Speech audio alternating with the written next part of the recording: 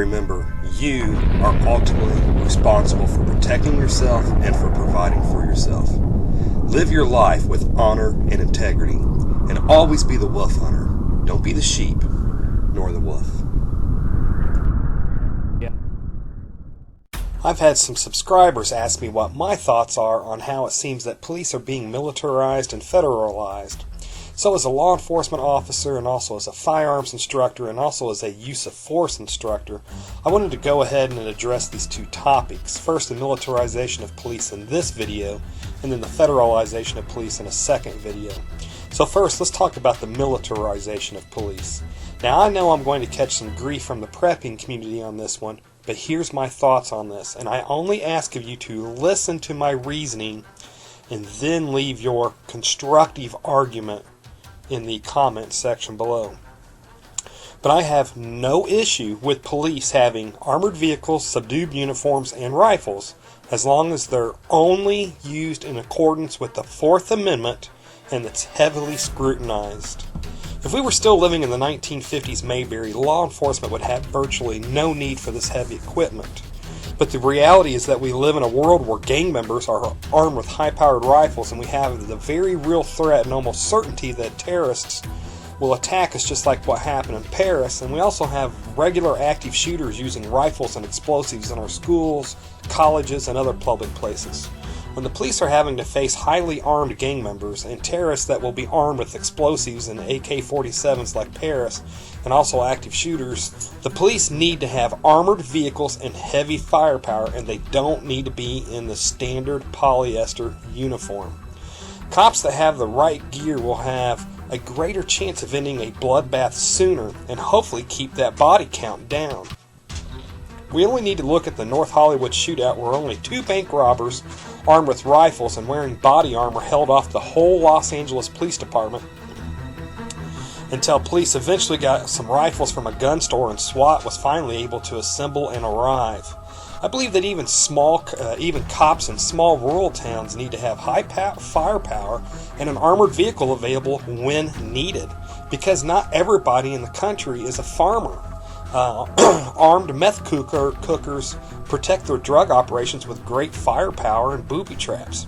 We also have to remember that there is supposed to be terrorist training camps located in the boonies across the United States. I'm sure that these terrorists don't do their training in the middle of a city where everybody can film them on their cell phones. Folks, we have to accept reality and understand that Sheriff Andy Taylor can no longer effectively protect their communities. It's a different world now. However, I cannot stress this enough. Any use of this non-standard equipment should be closely scrutinized and ensure that it follows the Fourth Amendment. I really like a story from Lieutenant Colonel Dave Grossman where he talks about in his book on sheep, wolves, and sheepdogs. In this book, he talks about where the common citizen is like sheep.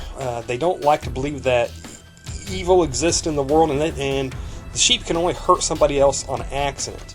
Then there's the wolf. He wants to prey on the sheep, but the sheepdog being the police and the soldiers and the man who is willing to stand up to protect himself and his family from the criminal, the sheepdog stands between the wolf and the delicate sheep.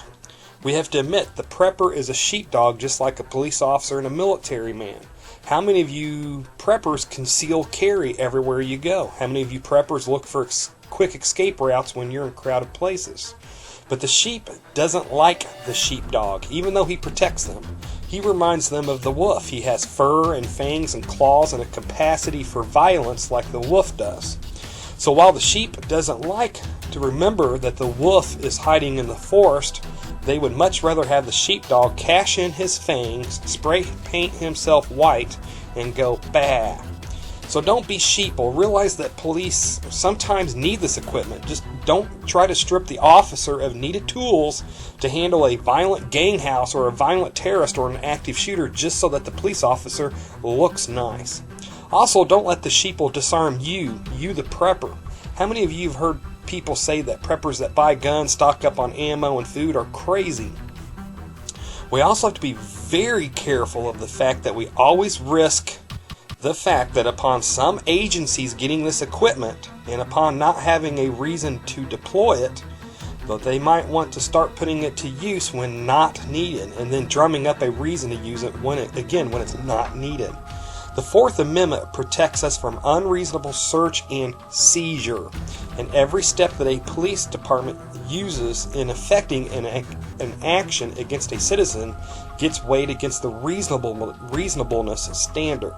If a police department were to have their officers in military gear to surround a house and bring everybody out at gunpoint, and if somebody in this house is only wanted on a traffic warrant, and if there was no reason to believe that this person was armed and wanting to kill cops, then that would be considered an unreasonable seizure by the courts, and then that person could sue the police department for large amounts of money for violating their Fourth Amendment rights.